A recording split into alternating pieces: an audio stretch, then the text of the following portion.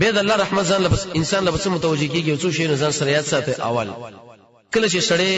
په عاجز رب باندې رب العالمین نه دعا وغواړي، یو سړی رب العالمین یاد کړي، یو سړی په قران او سنت باندې عمل وکړي، دغه شان د الله په بندگانو باندې شفقت، تزکیه د نفس خراب شپتونه ځان لري کې خسته پیدا کا، تقوا په خپل ځان کې پیدا کا، د مور او پلار سره احسان او نیکی، دغه سره جباریت،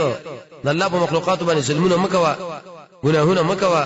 د حکمت خبرې کوا، رب العالمین له وخت ورکوا، د الله رب العزت بندگی کوا،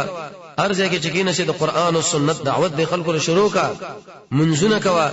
زکاتونه ورکوا، هغه اسباب پرې چې سړی په بدبخت کیږي، شرک پرېدا، گمراهی پرېدا،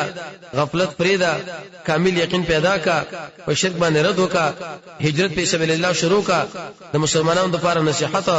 دعاګانې د رب العالمین نه وغواړه، خلق له امر په منځ باندې وکا، خلق له امر په زکات باندې ورکا، د قران او سنت نه د آیاتونو متاثر شه، رب العالمین لجاړه، سجدي رب العالمین لکوا، توبه په خپل ګناهونو بارکه وباسا،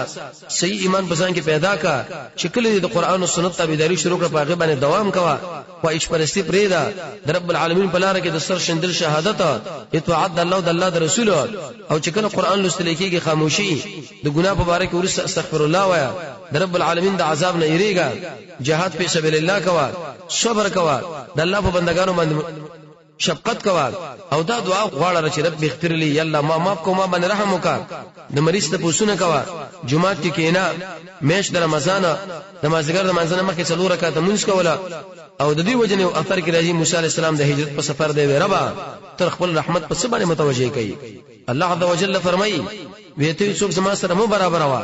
به چې کله تمام باندې غوړه کین، نو زه رحم او تشکر دي انسان نه کوم مگر هغه انسان چې هغه ما په ټول مخلوقات باندې غوړه